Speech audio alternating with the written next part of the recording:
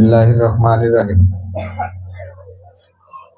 সাবেক তিনবারের প্রধানমন্ত্রী, বাংলাদেশের সবচেয়ে জনপ্রিয় নেত্রী, মামাটি ও মানুষের নেত্রী, দেশনেত্রী বেগম খালেদা জিয়ার সুস্থতা কামনায় আজকের খতমে কুরআন আলোচনা ও দোয়া মাহফিলের সম্মানিত সভাপতি, উপস্থিত বিএনপি, ছাত্রদল, যুবদল, স্বেচ্ছাসেবক দল, কৃষক দল সহ বিভিন্ন রাজনৈতিক সংগঠনের নেতৃবৃন্দ এবং আমার প্রান্তীয় সৌরবাদ ইউনিয়নের বিভিন্ন পর্যায়ের মুরব্বীরান, আমার সমবয়সী সকলকে জানাচ্ছি আমার পক্ষ থেকে সালাম। আসসালামু আলাইকুম রহমতুল্লাহ। আজকে আসলে বক্তব্য দেওয়ার দিনও নয়, বা আমাদের যে আয়োজন, এই আয়োজনটি বক্তব্য দেওয়ার জন্য নয়। আমরা দেশনেত্রী বেগম খালেদা জিয়ার সুস্থতার জন্য সবাই মিলে দোয়া করবো, এই জন্য আজকের এই আয়োজন।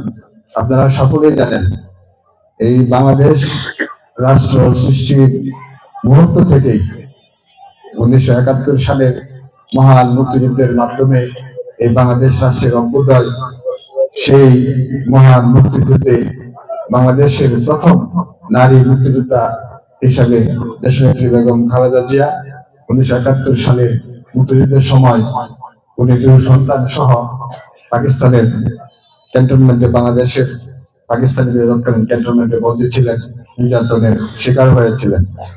আপনারা সকলে অবগত আছেন যে দেশনেত্রী বেগম খালেদা জিয়া উনি বাংলাদেশের স্বাধীনতার ঘোষক শহীদ রাষ্ট্রপতি জিয়াউর রহমানের সহধর্মিণী। উনি তিনবার দেশের প্রধানমন্ত্রী ছিলেন, দুইবার দেশের বিরোধী দলের নেত্রী ছিলেন। শহীদ রাষ্ট্রপতির শাহাদাত বরণ করার পর স্বৈরাচারী এরশাদ সরকারের বিরুদ্ধে 9 মাস উনি লড়াই সংগ্রাম করে এই বাংলাদেশের মানুষের গণতন্ত্রকে মানুষকে নিয়ে উনি বাংলাদেশে গণতন্ত্র প্রতিষ্ঠা করেছিলেন। আপনারা সকলেই জানেন যে বাংলাদেশে আমার আপনার সকলের ভোটের অধিকার প্রতিষ্ঠা করার জন্য, এই মত প্রকাশ, স্বাধীনভাবে মত প্রকাশের অধিকার প্রতিষ্ঠা করার জন্য, ন্যায় প্রতিষ্ঠা করার জন্য উনি অন্যায়ের সাথে আপোষ করেন নাই, যার কারণে নির্যাতন বরণ করতে হয়েছে, কারাবরণ করতে হয়েছে। তারপরে উনি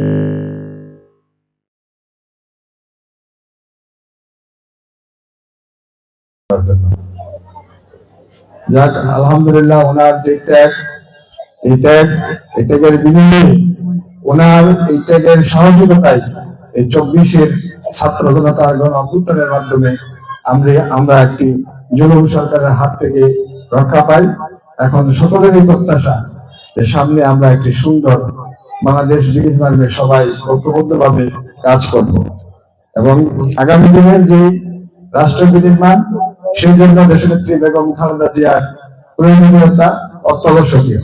এই কারণে সারা দেশের সকল রাজনৈতিক সংগঠনের, সকল ধর্ম নির্বিশেষে সবাই ওনার জন্য দোয়া করছেন, উনি যেন সুস্থ হয়ে আমাদের মধ্যে ফিরে আসেন এবং আমরা যেন সামনে একটি অংশগ্রহণমূলক সবার অংশগ্রহণের মাধ্যমে একটি সুন্দর নির্বাচনের মাধ্যমে বাংলাদেশটাকে আমরা নতুন ভাবে পুনর্গঠনে কাজ করতে পারি। আমি কথা লম্বা করবো না। আজকে আমাদের দেশনেত্রী বেগম খালেদা জিয়ার সুস্থতা কামনার জন্য আমাদের এই বাগের মাদ্রাসার, মাদ্রাসার হুজুর এবং ছাত্ররা মিলে কোরআন খতম করেন, ওনাদেরকে আমরা কৃতজ্ঞতা জানাই এবং পরিশেষে আমি সকলের কাছে কৃতজ্ঞতা জানাই। আপনারা অনেক দূর দূরান্ত থেকে এসেছেন আজকে এই যে শীতের মধ্যে এই দেশনেত্রী বেগম খালেদা জিয়ার সুস্থতা কামনার জন্য, দোয়া করার জন্য সবাই একত্রিত হয়েছেন। এই জন্য সকলকে ধন্যবাদ জানিয়ে, কৃতজ্ঞতা জানিয়ে আমি হুজুরকে এই মিলাদের আনুষ্ঠানিকতা শুরু করার জন্য, যেহেতু সময় অল্প, কিছুক্ষণ পরেই এশার আযান হয়ে যাবে, আমি হুজুরকে বিনীতভাবে অনুরোধ জানাচ্ছি যে মিলাদের গ্রহণ করব। সবাইকে আবার শুভেচ্ছা জানিয়ে, কৃতজ্ঞতা জানিয়ে আমি আমার কথা এখানে শেষ করছি। আসসালামু আলাইকুম ওয়া রাহমাতুল্লাহ।